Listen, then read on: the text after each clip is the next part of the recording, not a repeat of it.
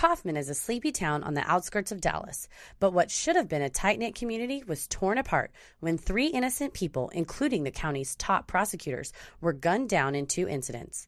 A sinister message to police indicated more assassinations were planned. Was this the work of a white supremacist prison gang, or was the terror closer than they could have imagined? This week's episode is The Kaufman County DA Murders.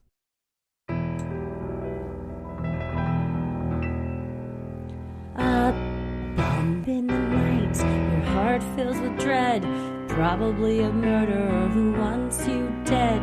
It could be a ghost, a demon, or worse. Perhaps you're the victim of a witch's curse. It's hopeless, you're doomed. You'd call a priest if you could. You'd rather just listen to Sinisterhood.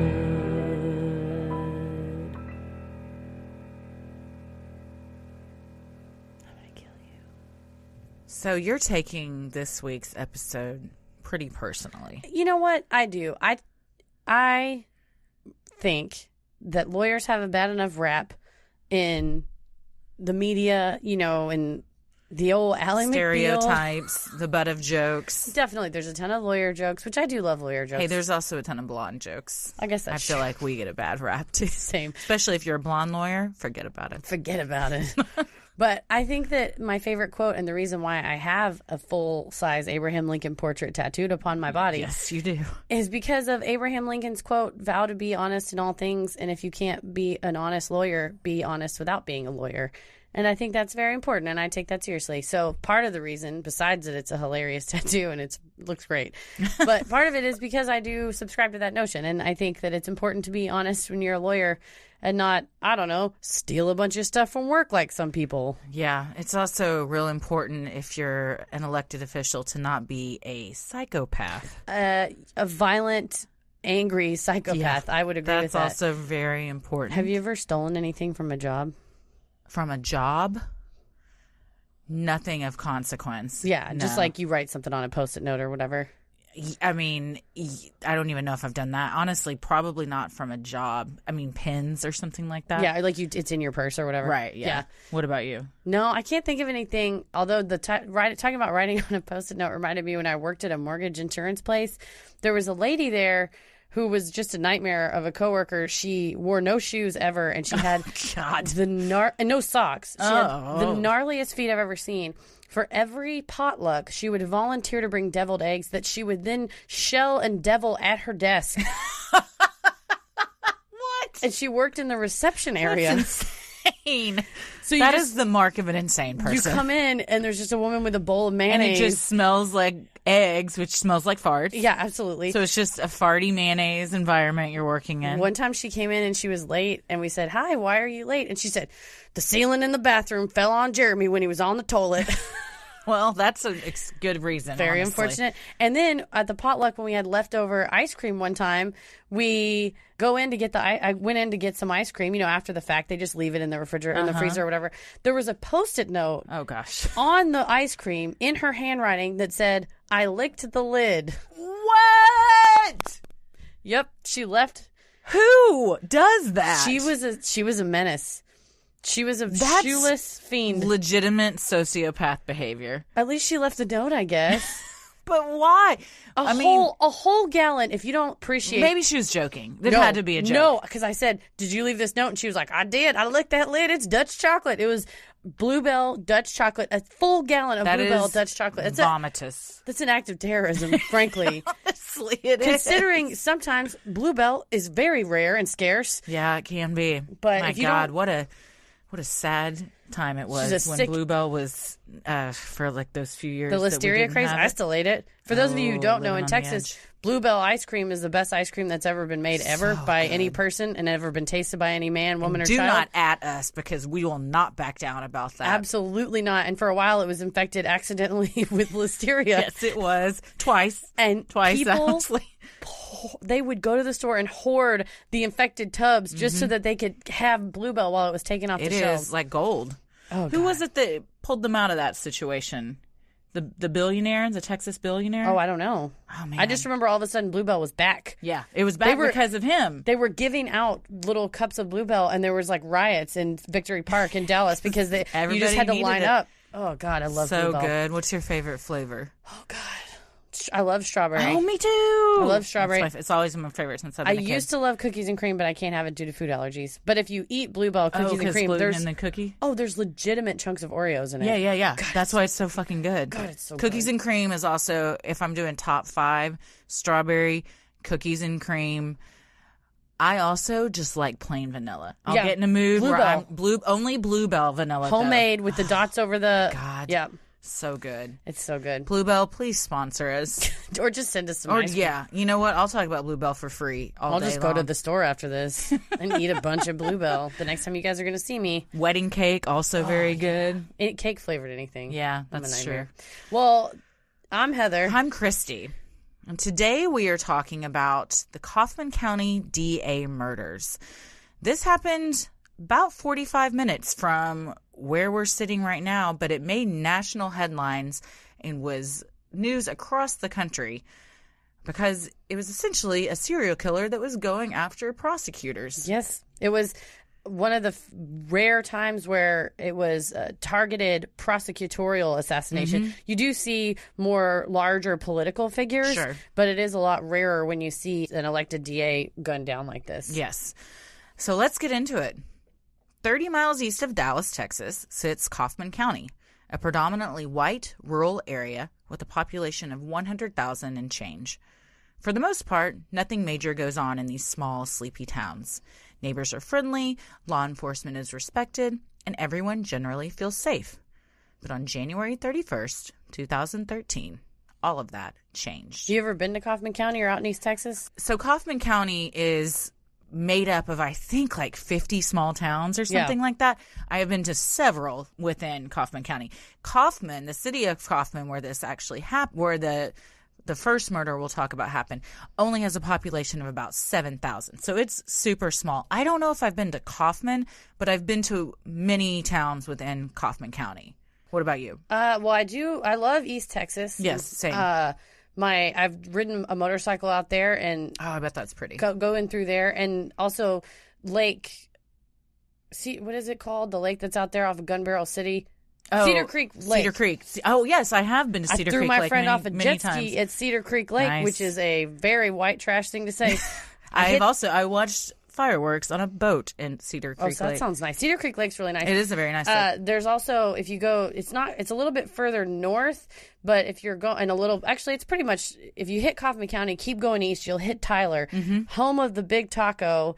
As my friend, the very southern Tyler native would say, it's over next to the titty flop off of I-20. The big. How big is the taco? Oh my God. We're talking about food, This right? is a food Okay. stand. It's called the Big Well, Taco. when you talk about a big taco Next next to to the a titty titty flop. flop, you're going to get some questions. So first of all, I've had a Big Taco from the Big Taco. It's the size of a paper plate. Whoa. Like a full-size paper That's plate. big. And there was a couch in front of the titty flop. I thought that was very funny. Sitting outside? Just parked in the handicap spot. Tyler, Texas, also known for its roses. Yes. Very pretty. It's a beautiful place. So East Texas is very pretty. East Texas is behind the piney curtain, is what they say. It's a beautiful place. It's, like Christy said, very rural, very friendly. These tiny towns, everybody knows everybody. And then You're sounding real country right now. I'm feeling it. I got on You one. got on Tyler, Texas. Start talking about the Big Taco. I can't stop myself. But it's the kind of place, I think it's really important for the listeners to understand, oh, well, a DA got murdered, whatever. No, this was like a guy that was friends with everybody, that was, everybody knew him. In a town of 7,000. It's tiny. Some people, that's their high school population. Yeah. It's a very small town. Mark Hasse, a special prosecutor who had a reputation for being no-nonsense and tough on crime, was walking up to the Kaufman County Courthouse when a gunman wearing a mask and dressed in all black ran up to him and shot and killed him. This is like ultimate fear as an attorney. Sure, as anybody. But Well, yes. Yeah, because you have the potential of pissing a lot of people off. Also, everybody knows where you work. Yeah, that's very scary. 2 eyewitnesses, Linda Bush and Kelly Blaine, saw the horror unfold. They said they saw the man run up to Mark while brandishing a gun and shove him. Instinctively, Mark shoved back before the gunman pressed the gun to the side of his neck. According to Linda, Mark pleaded for his life before the masked assailant pulled the trigger. He then jumped into a car that had been waiting for him and sped away. They said this all happened so fast. Oh, yeah. That everybody's kind of like, oh, it's the morning, we're ready to go to work. Broad daylight, too. Yeah. Everybody's on their way to work. This was very ballsy, just very brazen. Normal day. Yeah. Linda, a former police officer, immediately noticed the car didn't have a license plate. She jumped into her own to follow it, but was unsuccessful and it got away. She returned to the scene of the crime where Mark lay dying and administered CPR while they waited for the ambulance. Despite Linda's heroic efforts, Mark's injuries were far too severe, and he passed away in the ambulance on the way to the hospital. Mark Hasse had moved to Kaufman County in 2010 to work with District Attorney Mike McClelland as his chief felony prosecutor. He had graduated from SMU Law School in 1981 and immediately had gone to work for the Dallas DA's office, where he worked under Henry Wade, who famously prosecuted Jack Ruby for the murder of Lee Harvey Oswald. Yeah, Mark Hasse was well respected and well known in the DFW area. He was known as being, like they said, tough on crime. He did his job, was quintessential DA that followed the law, that said, what's right is right. We don't do favors for people. That's, and even, that tells you something about Henry Wade, that Jack Ruby was kind of this unorganized crime, underground crime boss that would say, all right, hey, maybe we could work something out. And Henry Wade said, no, you shot a guy. Right. Absolutely not. Henry Wade was also one of the prosecutors on Roe v. Wade. Well, there you go. Yes. And also, shout out to SMU. I went to the same law school. Yeah. What are y'all? Mustangs. That's right. Yep. After a while, Hasse left to go into private practice, but ultimately decided he belonged on the side of the prosecution and decided to move to Kaufman to work with McClelland. He had a reputation for taking on the toughest cases and specialized in organized crime. And that shows you, too, what kind of attorney it is. Yeah, it's I'll just kick back in private practice. It's like, no, let's get these people. I'm going to do the hardest type of trial law possible. And that is, I have full respect for district attorneys. That is a hard job. Yes, it is. Thankless job. Very. Within hours of Mark being gunned down, his boss, District Attorney Mike McClelland, gave an emotional and somber press conference in which he said, I hope that the people that did this are watching, because we're very confident that we're going to find you. We're going to pull you out of whatever hole you're in, and we're going to bring you back and let the people of Kaufman County prosecute you to the fullest extent of the law. Rumors had begun to circulate that the white supremacist prison gang, the Aryan Brotherhood of Texas, was behind the slaying, and a massive manhunt began that included the FBI, Texas Rangers, Department of Public Safety, and the local sheriff's department. Yeah, this kind of goes to show what a huge deal this was, that this is such a hugely brazen act, that someone jumps out of a car, attacks an elected official, and runs off, and we're not going to let this stand. It's something that doesn't happen anywhere, but especially in a small town like this. Yes.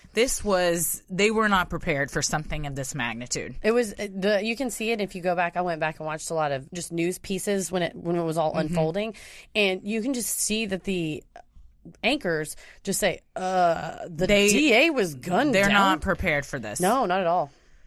While Kaufman County is made up of sleepy rural towns, it also happens to have a rampant methamphetamine problem.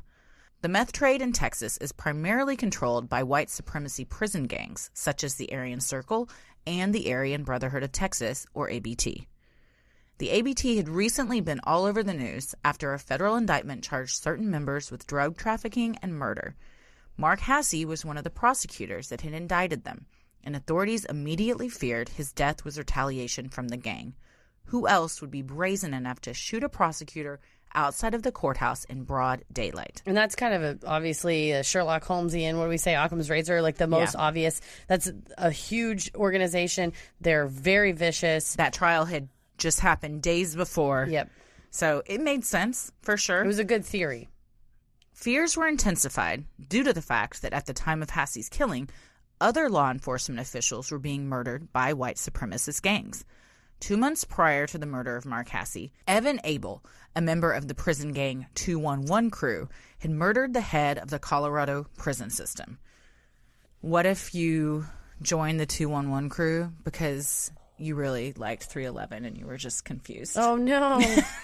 They're like, I wasn't good enough for 311, but maybe I can get into 211. Amber is the color of my energy. I'd love to join your gang. I always worried that I wouldn't be cool enough to be led into a gang. When I was a kid, the Bloods and the Crips were like... Did you want to be one of them? I didn't want to be one of them. You just wanted to be asked? Yeah, it's just like drugs. I didn't ever want to do drugs. I just want to get offered. You wanted somebody to offer them to you. No one did. It's very rude. Oh, I'm sorry that no one ever asked you to be a Blood or a Crip. I don't think you're... They probably took a look at you and said, you know what?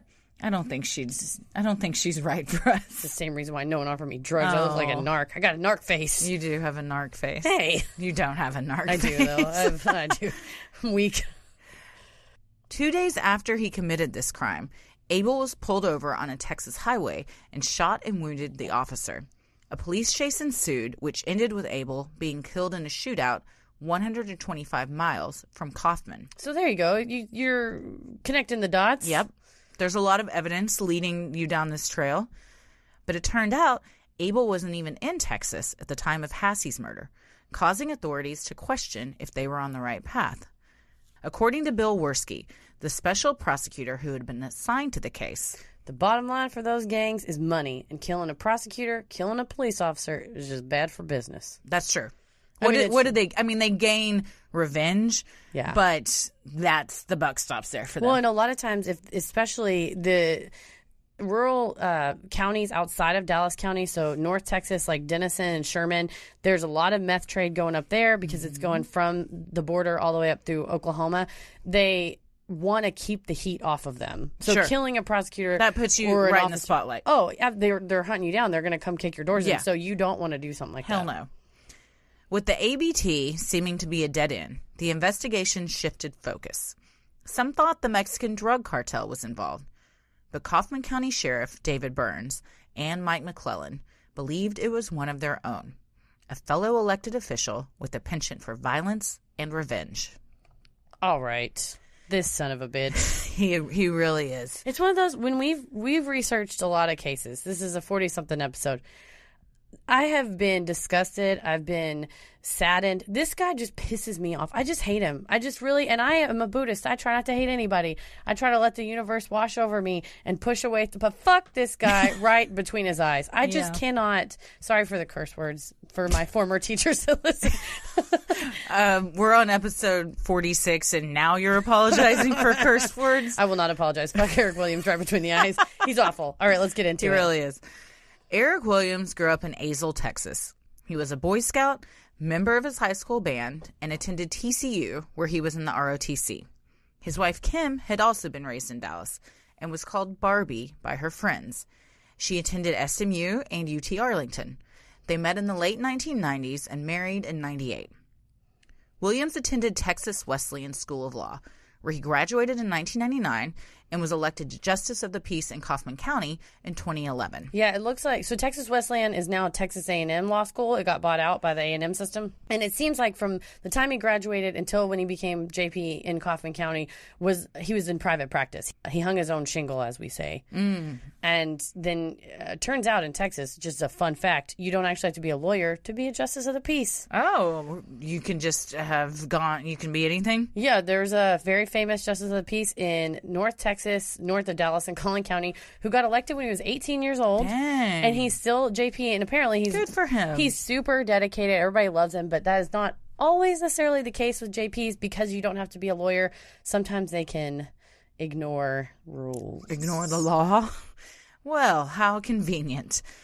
Depending on the source, some folks said Williams was a hardworking justice of the peace who had a disdain for bureaucracy and a passion for justice. Others considered him a loose cannon who was not fond of following rules, procedures, or protocol. If you just look at his little fat face, you can tell he thinks that the world does not, that the world owes him everything, and he doesn't know the world anything. He is a big fat idiot. Copyright. I would like to copyright that. I think we should. In 2012, Hasse and McClelland had prosecuted Williams, who had only been serving as the Justice of the Peace for 6 months, for stealing $600 worth of computer equipment from a county office after security cameras caught him in the act. Williams was shown on security footage removing 3 monitors from the county IT department. When confronted by sheriffs, they found 2, one in its box in his office and one covered in clothing in the back seat of his truck. They never found the third. This is where you can sort of trace everything back to, and it's the most senseless, pathetic thing. It's just arrogance. Yeah. It's arrogance, and he had a beef with the IT guy. Pretty much. And felt like he thought he was smarter. He was going to go around him to get what he wanted. Well, guess what? It cost you everything. When questioned, Williams was evasive and said he couldn't remember taking a third. The one in his truck was supposedly for a jailhouse monitoring system. He complained that he had to scrounge for supplies and do all the office IT himself, even though the county had a purchasing office and full IT staff. Yeah, supposedly he had beef with the IT department and then beef with purchasing, where he would just buy his own shit and then send them receipts or whatever instead of going through the actual. He just didn't like rules. He didn't think that they applied to him, and he thought that he should be able to do it. Well, I'm a judge. I can do whatever I want to do. He was super cocky, arrogant, thought he could circumvent everything, and felt like he was the smartest man in the room at all times. Williams claimed he was innocent. Prosecutors offered him a deal: plead guilty to a misdemeanor and avoid jail time. But Williams refused. He was a member of Mensa and considered himself to be brilliant. He was also extremely arrogant, and because he was representing himself, couldn't even fathom that he would be found guilty. Rumor has it that there are walls in certain DA's offices. It'll have a picture of the offender, and it'll have one note that says what they were offered, and then one that they got from the jury. And you can bet it's almost always exactly what happened in this case. They offered him a misdemeanor and a fine, and then what happened? Oh, so they're saying always take the deal. Pretty much. Because we're going to give you something much better than what you're going to get away with. Well, exactly. And what it is risk mitigation. And if they say, we'll offer you to plead to a misdemeanor, or we're going to charge you with a felony, and we have video footage of you doing it. And a misdemeanor, it's on your record, but in the long run, I don't know, would he have been stripped of his title if he had a misdemeanor? No, he probably would have. It technically is a crime of moral turpitude, so under like the Texas bar rules, he would probably have gotten a sanction. He may have even gotten like a public sanction. In the back of the magazine that they send to all the lawyers in Texas, it has a list of like people who did crimes and what they did and what their punishment is or whatever. But I don't think if he would have pled to a misdemeanor, I don't think it would have been an auto disbarment. So it was just pure arrogance that he said, oh, I'm smarter than you. I can beat this. Well, he just thought that the rules didn't apply. Yeah. Well, he thought he was not going to be found guilty, but a jury in Kaufman County disagreed and found him guilty of 1, burglary of a building, and 2, theft over $500 and under $1,500 by a public servant, and was sentenced to 2 years in state jail and 80 hours of community service.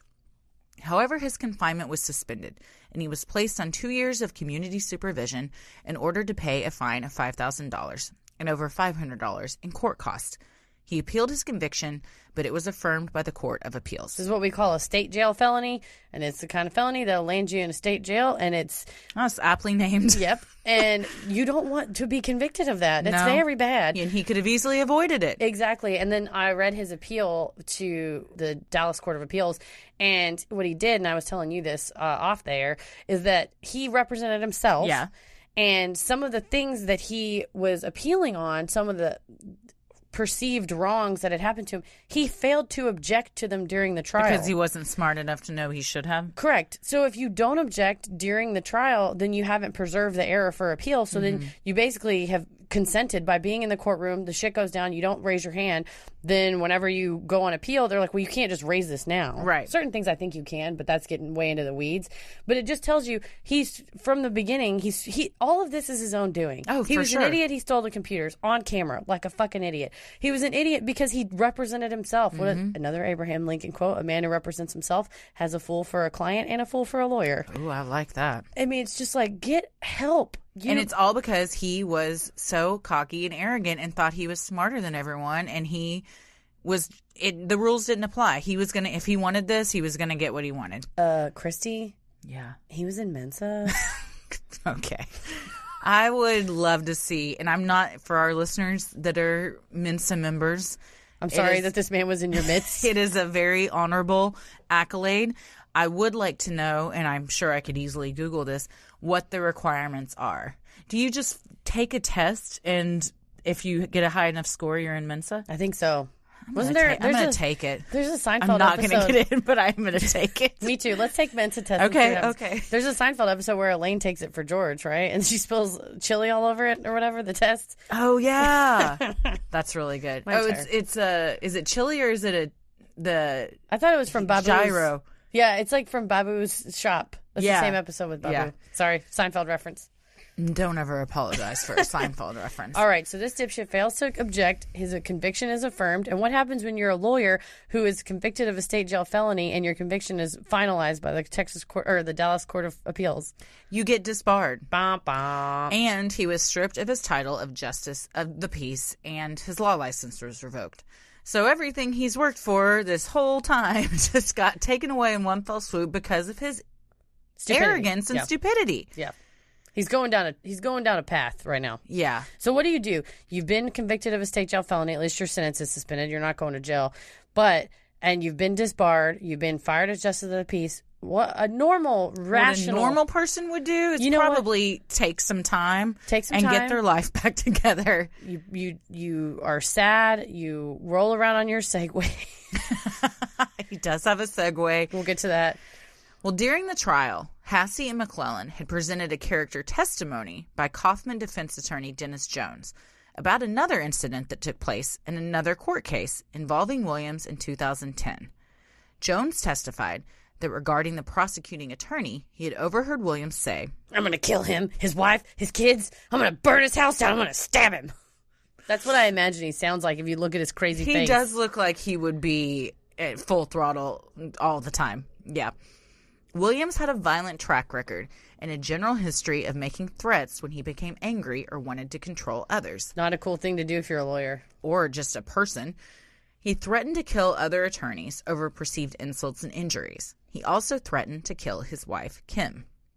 According to police reports, he had fired a gun at or near Kim, which she believed he had done intentionally.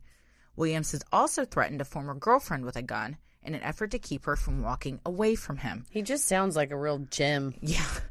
And had pointed a gun at a couple in a church parking lot where he was trying to catch his dog. I want to know that story. Good God. Not to mention, he had threatened to hit his elderly and ill father-in-law during a dispute over cell phone charges. So this guy will threaten to kill you over the drop of a hat. Literally, kind of, honestly, kind of loses its, what's the word I'm looking for? Like its gravitas. Yeah, it loses its impact when you threaten to kill everyone. It's the boy who cried wolf, honestly. Well, it sounds like, what's that character? Oh, that's a Jeff Dunham character that he always says, "I'll kill you." I don't know that character. Just looked at me like I was such an No, idiot. I was trying to think of who Jeff Dunham was. He's the guy that does the puppets. He's puppet guy. Yes. He has a character that says that. Okay. But I just it's the old man. It's the old man puppet, I think it's the skeleton. The skeleton. Oh, okay. Says, "I'll kill you." Yeah. But I think that this guy he's just got a hairpin, like he's a fucking psychopath. He's on the edge. Yeah. He lost his dog and he's waving a gun at people at church. He got overcharged on some AT&T roaming fees and threatened to kill his father-in-law. He's yelling at Peepaw over freaking He's crazy. Data, overuse the data. Oh my God. Well, following Williams' conviction, Mike McClelland and his wife Cynthia, a well-respected psychiatric nurse at Terrell State Hospital, had told friends they were concerned about their safety. They knew Williams was unhinged and capable of doing something crazy in his vengeful wrath. For those of you who do not live in Texas, Terrell is a code word for, first of all, there's an outlet mall there, but saying somebody had to go to Terrell, that's the main psychiatric facility, and it's well-respected. It is. And she would know if someone was unhinged. She would. Professionally speaking, she would know. Would have, yes. The McClellands believed Williams had been the one to murder Mike Hasse. His political and legal career had been destroyed by his conviction, and he publicly blamed Hasse and McClelland for ruining his life due to a, quote, political assassination. When Sheriff Burns went to question Williams at his house about the murder of Mike Hasse, he answered the door wearing a sling on his arm, claiming he had just had shoulder surgery. This didn't sit right with Burns, but Williams' wife provided an alibi for him, and the gunshot residue test on his hands came back clean. With nothing more to go on, Burns left the Williams home. This is a psychopath because he's, first of all, planning all of this, and second of all, trying to cover up his tracks already. Mm-hmm. Over the next few weeks, suspicions about Williams continued to grow. The press was questioning him about Hasse's murder, and he seemed more than happy to roll out on his Segway to his driveway for interviews. You have got to see this footage. We'll put a picture up on the Instagram. Wild. He was well known for just rolling through the neighborhood on his damn Segway. Have you ever been on a Segway? Hell no, them things are death traps. You'd ride on those scooters, which are more than death traps. More death traps than a Segway. I love a Lime scooter, bird scooter. Those things are scary as hell. There is footage of me trying to ride one, and it did not go well. I double scooted once where I was driving and someone was behind me on the back of the scoot. Oh. I double scooted. You just recently saw a scooter tragedy, so I did. That's why you're upset. But I feel as if what I saw is just the tip of the iceberg of what is capable on a scooter. You're an anti-scootite. Everyone should have to wear helmets on those damn things. Should. They Legally, you have to. Well, I've never once seen someone wearing a helmet. No, nobody does, but it says it in the app. Also in San Diego, if you go scooting without a helmet, they will immediately give you a $250 ticket. Good. They watch. They're saving your life. I think so. Well, he rolls out on his Segway. His fat ass rolls out on his Segway to his driveway and gives an interview that goes, "My heart goes out to all the families that have been affected by this tragedy, and especially to the people that work at the courthouse. I worked there for several years while I was going to law school, so I know that it's a tight-knit family and that this is devastating to him." But nobody was buying it. Bill Worski said, "It didn't look genuine to me. He looked smug. He looked like he was smirking, and he just looked like a psychopath." Well, he's on a goddamn Segway. Yeah. He's smirking about a murder on a Segway. Yeah, that's how you paint a psychopath. He was a nut.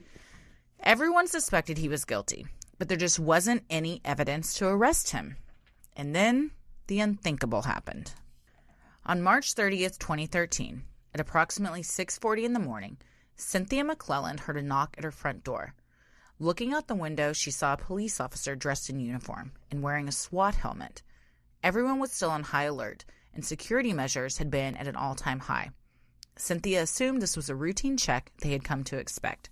This was the only reason she opened the door. When Cynthia opened the door, she was met with a hail of gunfire. Using high-velocity ammunition, the perpetrator shot Cynthia between 5 and 8 times, including several shots to her chest and abdomen. After Cynthia fell to the floor, the perpetrator fired a shot that entered the top of her head and exited under her chin. The gunman then proceeded to shoot her husband Mike at least 10 times, including several shots to his neck, chest, and abdomen. The McClellands' bodies were discovered after their friends Skeet and Leah Phillips were unable to get in contact with them. The Phillips' son, C.J. Tomlinson, happened to be a Dallas police officer, and they asked if he would go check on them. This interview with this guy is so sad. Yeah, and he testified at the trial, too, and he gets very choked up. Because and his parents and them were best friends. They went on vacations together. They did all sorts of family stuff together. And you know how you just have that feeling something isn't right? Yeah. This is about to be bad. We haven't heard from Mike and Cindy. This is, and everyone assumed that he had been responsible for Hasse's murder. I'm very emotional about this from being a lawyer, and it's these two men who are just trying to do their jobs. Yeah. And even more horrifying, Cynthia didn't do anything. No. She had zero to do with this. 65-year-old psychiatric nurse who loved to quilt, loved her grandchildren and her children and her family, and they were asleep. They got the knock on the door. They were asleep. Their bodies were still in their PJs. Yeah. I mean, can you imagine you're just woken up suddenly and before you even know what's happening? It's unthinkable. Yeah. Well, and the other really hard thing about all this research was that between the time Mark Hasse was killed and Mike and Cynthia were killed, Mike did so many interviews because this was such a huge case. There's hours and hours of footage of him. One of the journalists that's interviewing him came back after his murder and said, "I just talked to him. Like, I talked to him this week." And so there's all this footage, and it's tough. It is.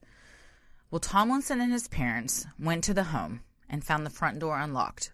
He said as soon as he opened it, he knew something was not right. There they discovered a grisly scene. A few feet inside the door, Cynthia lay in a pool of dried blood. Skeet Phillips discovered Mike's body in the next room.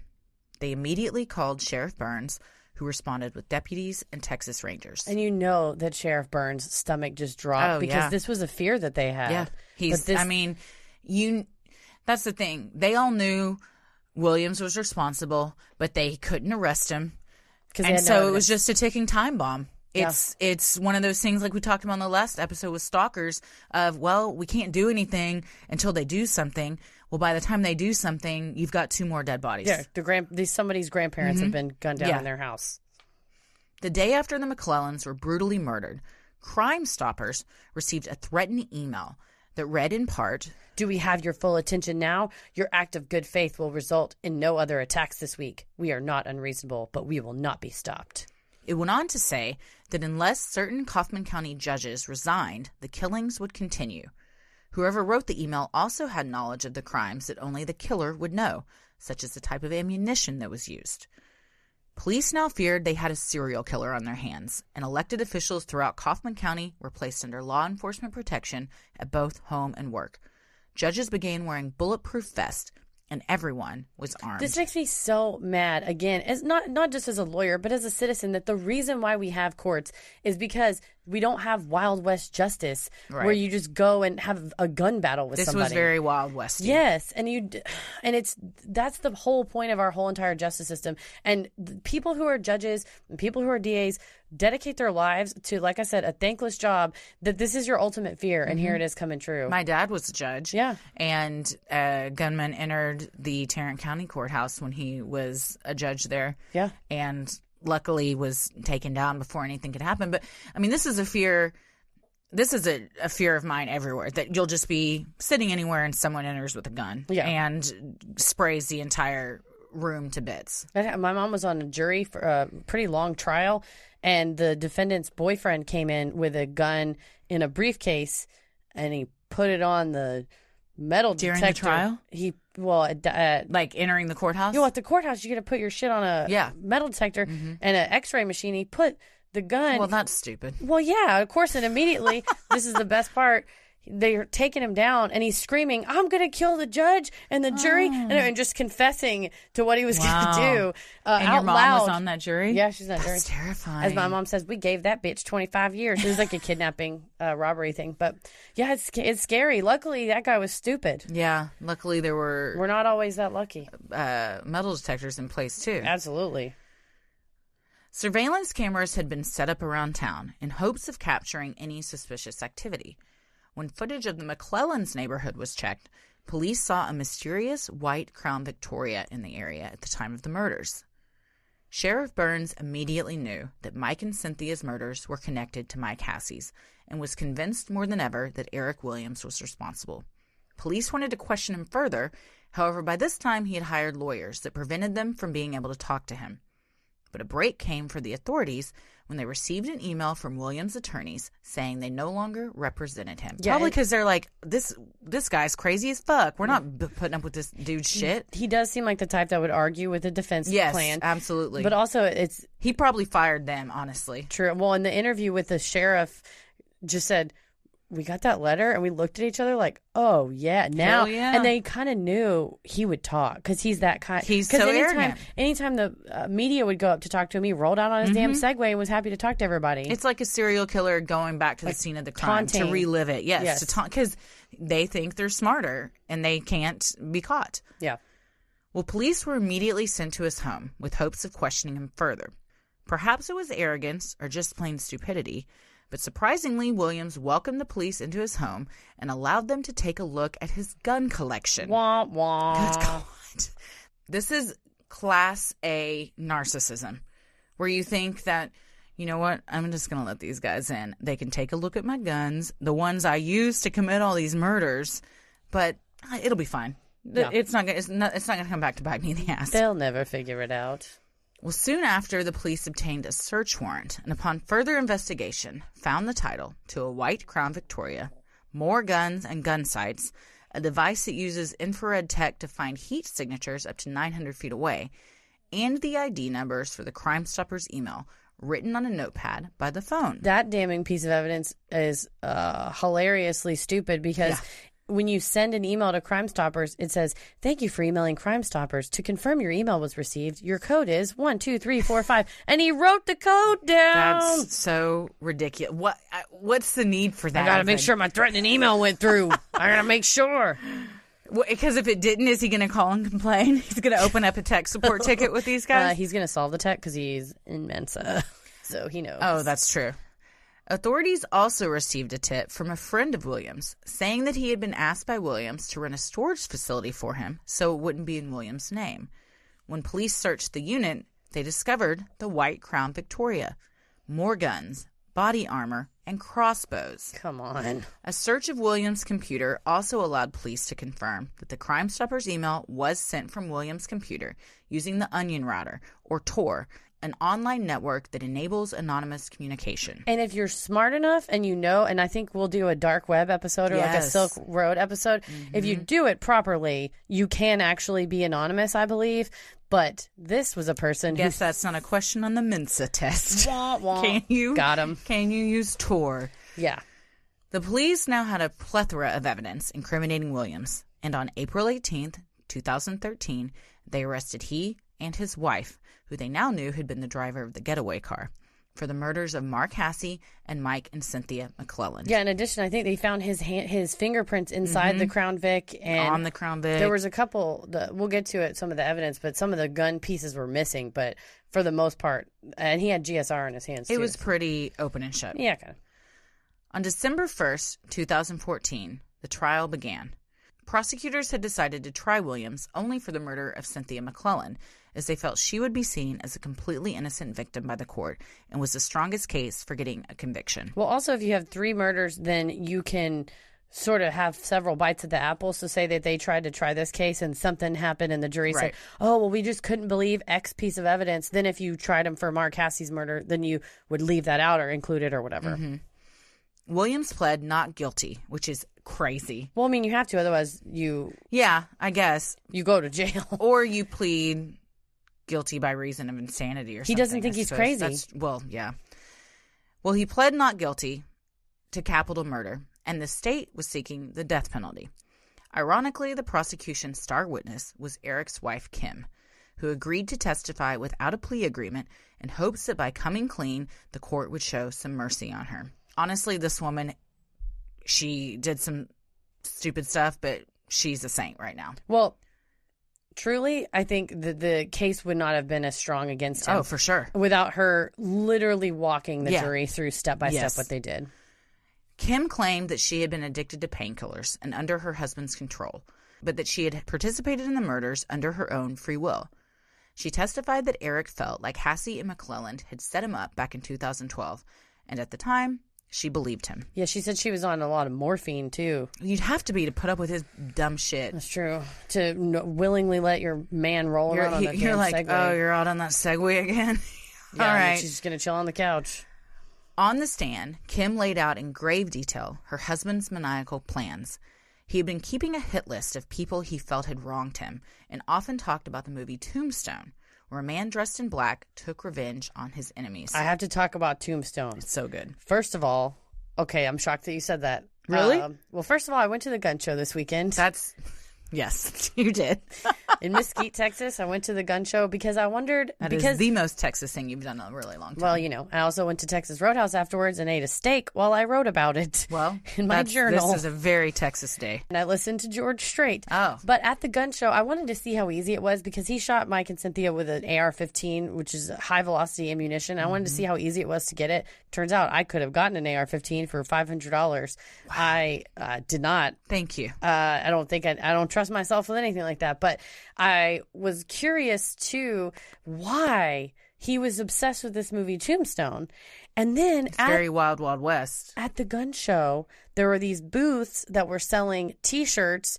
One of them said, "I love guns and coffee" with the Starbucks logo. Very strange. But there were multiple Tombstone T-shirts. Really? I had no idea that this was fairly, I would think, obscure movie. It's not like... I think it was pretty... I mean, it was popular at the time. Had but a great cast. It's not Titanic, right? It's not Jurassic Park. It's not this long-lasting epic movie. It was a good movie at the time and whatever, but it wasn't like this huge, it's going to be on AFI's 100 best movies list or whatever. But there were so many Tombstone T-shirts, particularly that said, "I'm your Huckleberry," which I then went down a rabbit hole to figure out what that meant, apparently means I'm your man for the job. Mm-hmm. It's from an English, the 1600s in England. Very popular quote from the movie. You would get huckleberry whenever you completed a task or won like a jousting match. And so then in the 1800s, the cowboys would say that of like, I'm your man for the job. I'll bring home the bacon, whatever. But there were a lot of, and so they said Eric Williams saw himself as this vigilante tombstone kind of guy. Yeah. I watched about 2 minutes of it on YouTube, and it seemed like a bunch of celebrities in costumes. Well, and I did not believe any of it. I think it was Billy Zane. I think it was a bigger movie than you might be remembering. I think we're going to get a lot of messages about. I'm not about saying Tombstone wasn't bad. I will say Billy Zane's playing the same character he played in Titanic in that movie. He's like, "Oh, honey, look at that." Zoolander. Oh yeah, but Kurt Russell's in Tombstone, so I'd be into watching it. But anyhow, so I just was shocked. Apparently, gun owner culture. Yeah, it's a big thing. Tombstone is a very big thing. On the day Eric was convicted in 2012 for stealing the computer equipment, Eric came home and told Kim, Mark is going to be first. He then immediately went on to the popular public records search tool LexisNexis and looked up where Mark Hasse lived. Eric also bought a Mercury Sable from an online ad and used it to surveil Mark Hasse's neighborhood. So this was premeditated for years. Yeah, for sure. Eric wanted to send a message by gunning down Mark outside of the courthouse, which is very Tombstone. Yeah. And convinced Kim to drive. Kim said she agreed to drive to the murder of Mark Hasse because... I was so drugged up and I so believed Eric. His anger was my anger. That's really sad. I mean, you see her on the stand. She was the victim in her own right, too. Yeah. I mean, she was also a willing participant. But at the time, I think... And especially if he was a known abuser and a known, like... flying off the handle, angry, emotionally abusive. I'm sure he was very abusive to her. Well, on the day of the murder, Kim said that she and her husband were both excited and happy. Wearing a tactical vest, a black mask and army boots, and carrying 2 handguns, Williams confronted Hasse on the sidewalk in front of the courthouse as Hasse was walking to his office. After a brief encounter during which Williams shoved Hasse and Hasse cried, I'm sorry. Williams shot Hasse 4 to 5 times with 1 handgun. He fired several of these shots after Hasse was lying on the sidewalk. And that's why I don't think Eric Williams is at all remorseful of his actions. Oh, I think he thought he no. was serving justice. Yeah. After emptying that gun, Williams pulled out a second handgun and continued firing at Hasse. He also fired shots into the air as he walked away from Hasse, hoping to create panic and allow himself time to get away. He then climbed into the Sable and made his getaway in the car Kim was driving. When the prosecutor asked Kim, what was Eric's mood on the way home from the storage unit? Kim replied, happy, quiet, satisfied. It was the testimony is available on YouTube. The trial, cameras were allowed in the courtroom and local news stations were playing clips of it. So they're still available on YouTube from the local Fox and NBC and WFA, the ABC affiliate. And man, she laid it out. She was chilling. Completely clear-headed. And she just says, he was happy when we drove back. Yeah. After Mark Hasse was killed, Eric was allegedly on his computer and the television all the time, watching the news coverage about the murder. Kim said that even when the news said he was a suspect, he was arrogant and acted like nothing happened. Yeah, he was very into how much coverage this was getting. Despite this, he became paranoid that the police had bugged their house. So when planning the next murder after Hasse, he would use a deck of cards when he wanted to talk. He would hold up a king card to represent Mike McClelland and a queen card to represent a woman named Early Wiley, a Kaufman judge that was also on his list. Yeah, they said that he was so paranoid he would only talk to Kim about the murders and stuff in their kitchen pantry, because he thought that wasn't bugged.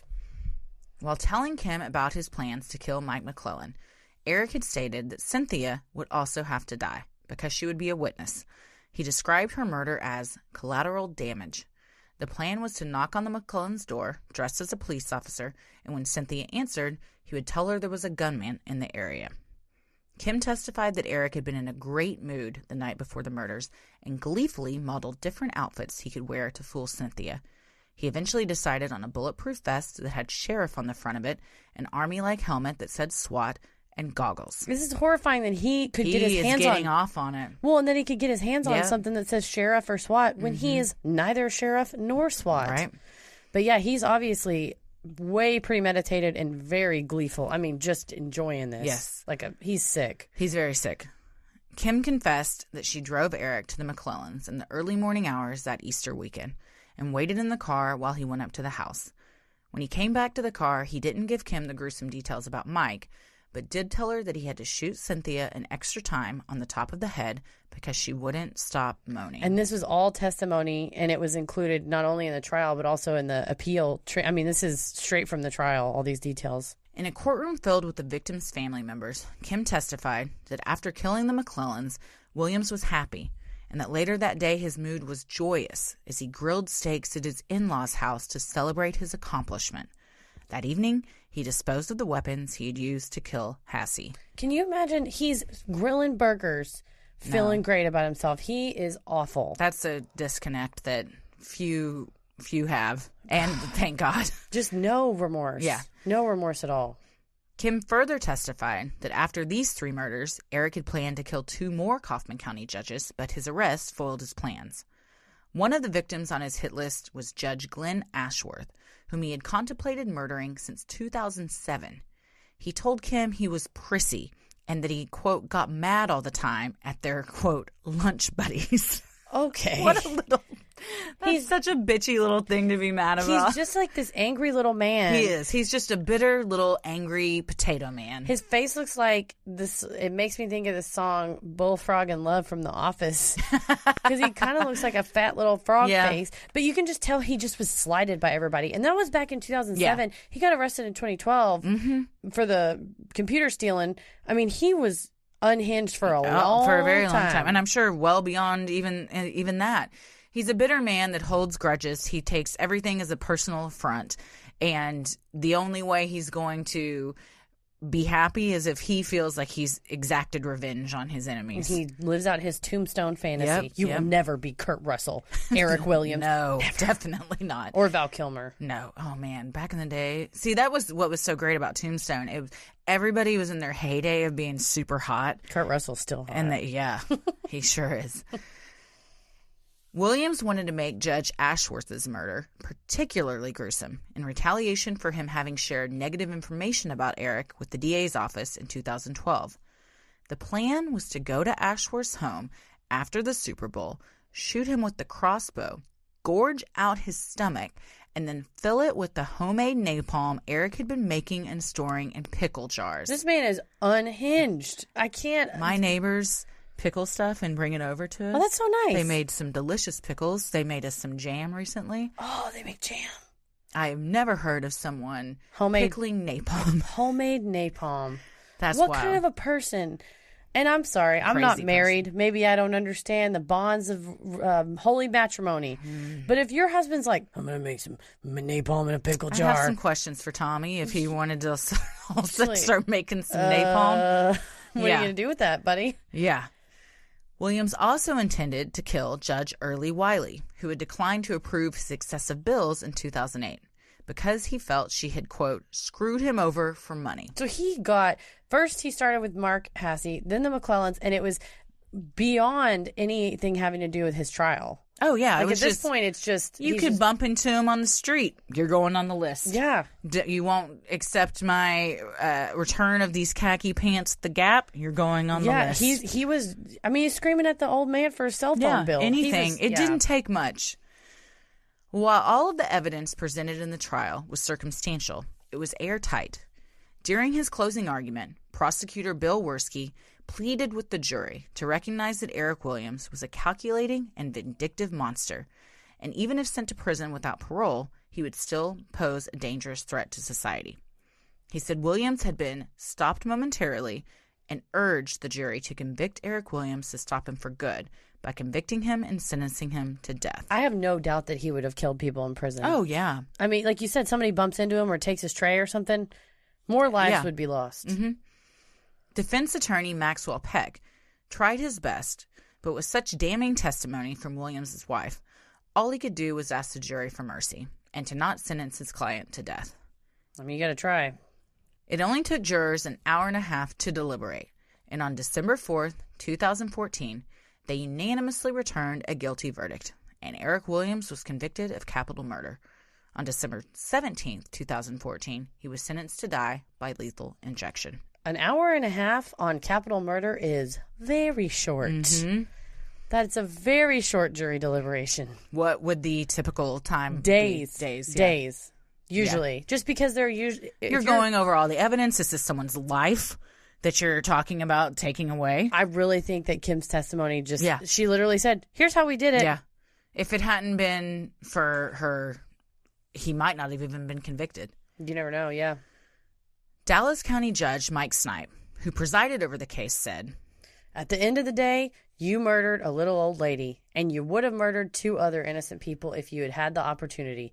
That puts you right up there with Charles Manson, Jeffrey Dahmer, and Richard Speck." That is a quote, man.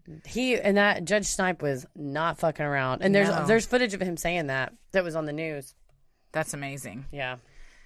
At the sentencing, a family representative delivered a statement from Mark Hasse's mother that said, "My son never saw his death coming, but you do, and I hope you suffer every day waiting for the execution you so richly deserve." Very well put. Mm-hmm. The children of the McClellands let him have it. One by one, they spoke about how they would not be able to forgive the defendant, and one of the daughters summed it up nicely by saying, "Fuck you, Eric Williams." Which I think was, I hope thunderous applause broke out in the courtroom. I mean, of course he just sat there.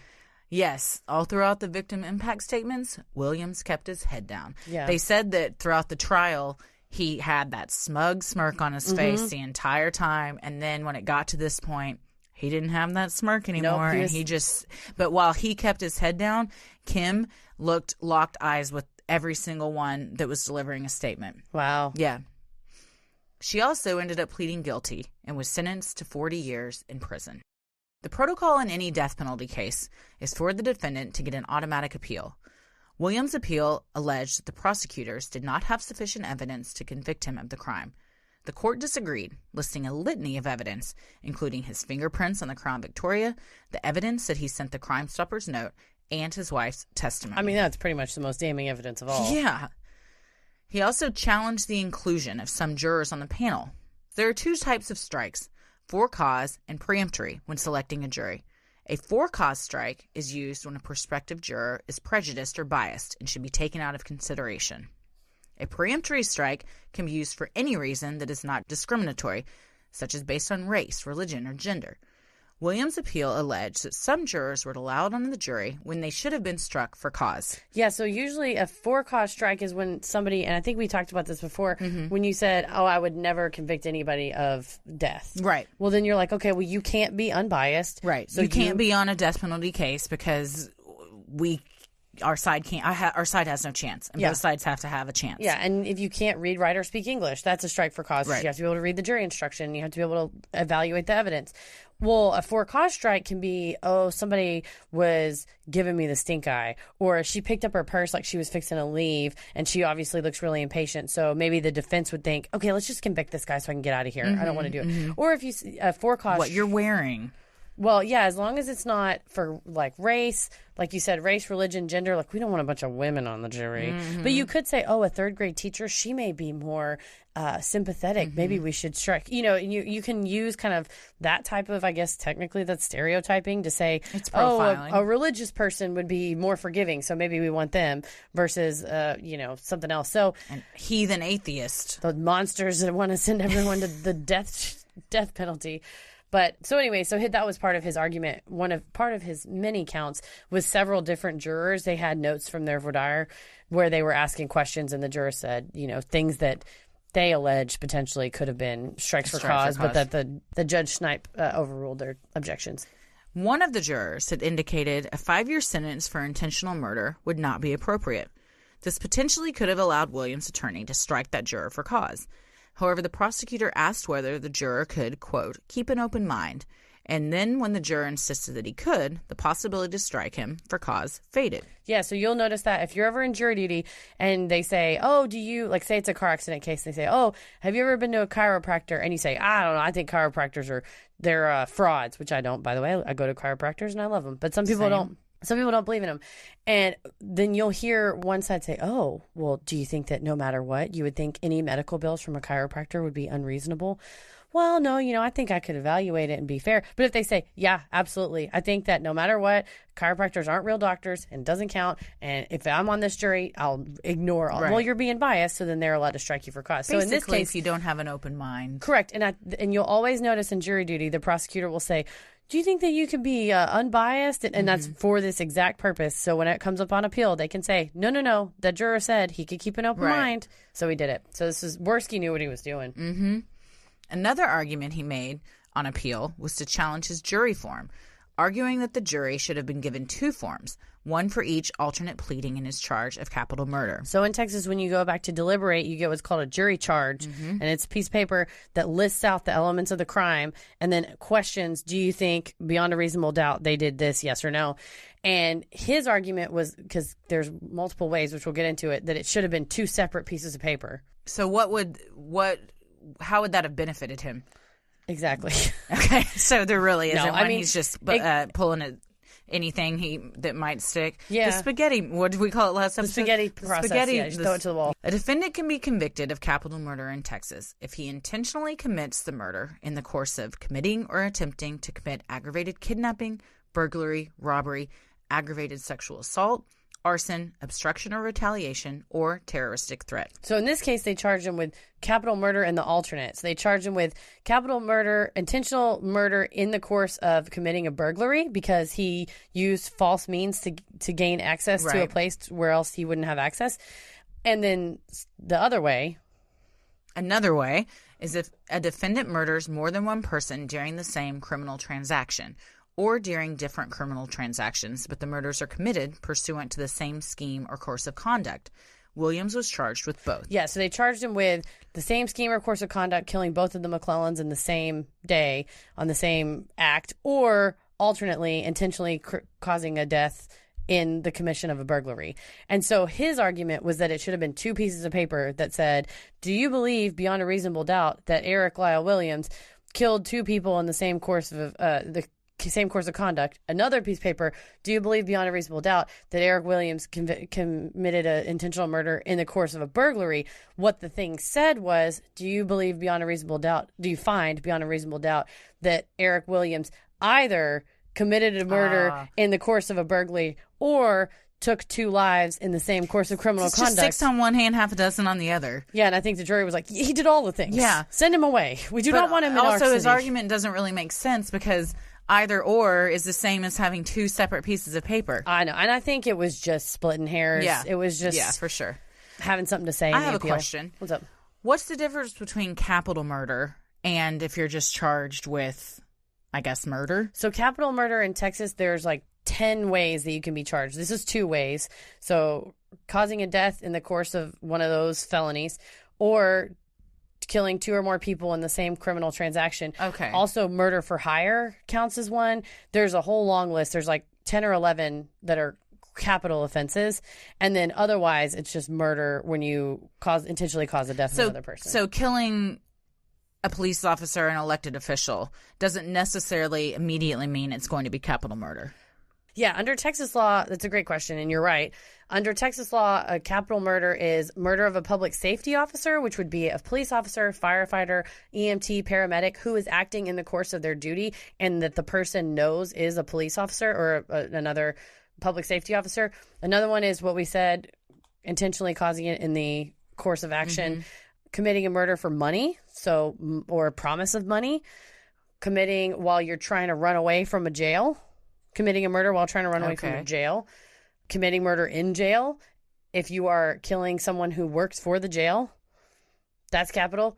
If you're already in jail for murder and you kill somebody, that's capital murder. Wow. You get double murder. What we said, more than one person in the course of a criminal transaction. Murder of an individual under 10 years old.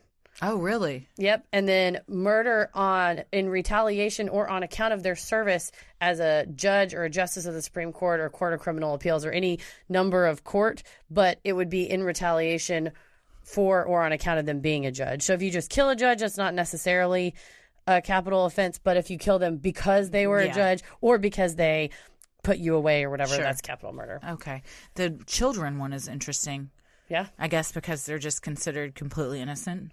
Yeah. Wow. Well, the trial judge and later the appeals court confirmed that the prosecutor can alternatively plead 2 theories of the same offense if the victim's is the same, which in this case it was.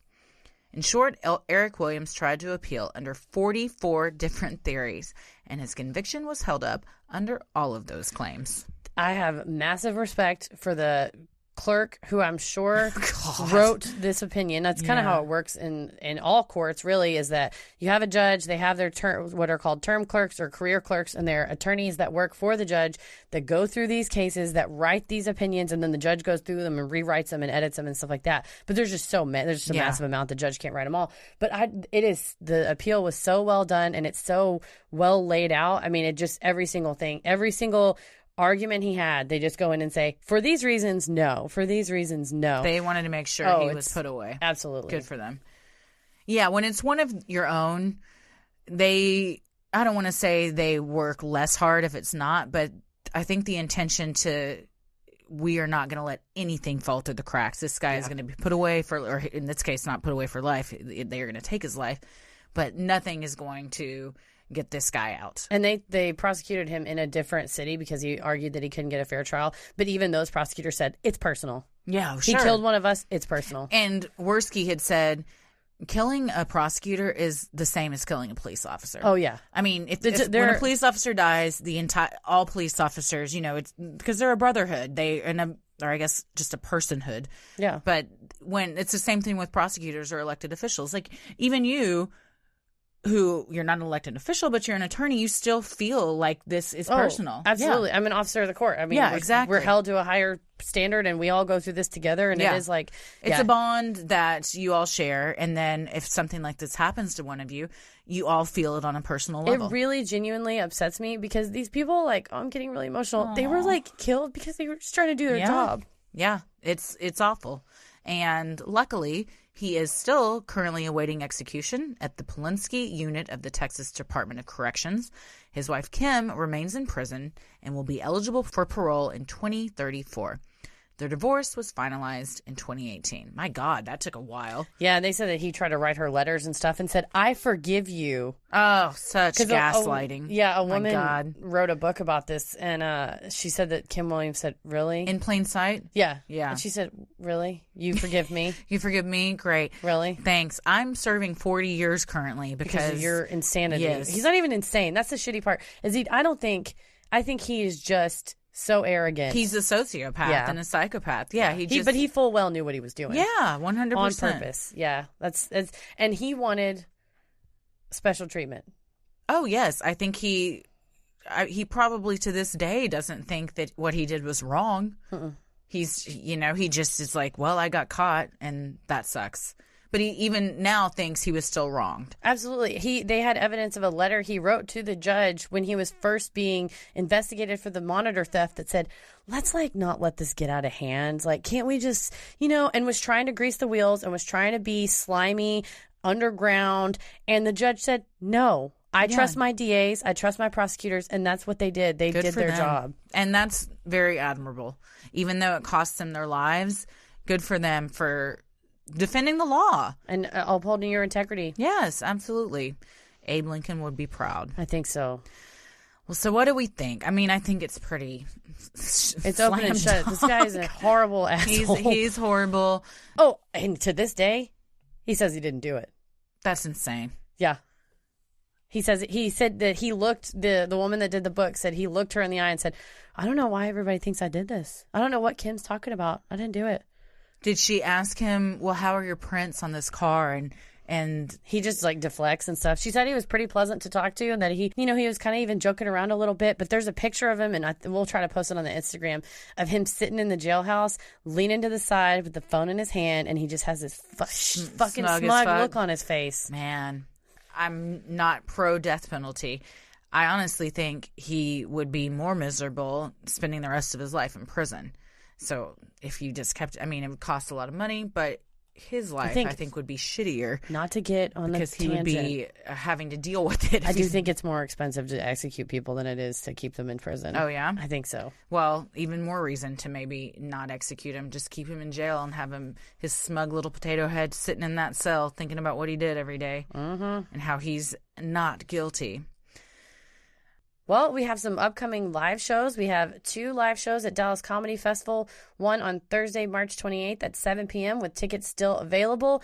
And it has a Q&A and a meet and greet afterwards. It'll be held at Deep Ellum Art Co. And if you were lucky enough to get tickets to our March 30th show on Saturday at 6 p.m., it is actually sold out. But we will be performing on March 30th at 9 p.m. with The Cult. So if you already have tickets to see the live show on Saturday, stick around, watch The Cult, hang out with us. DCF Saturday night is probably the funnest of all the nights.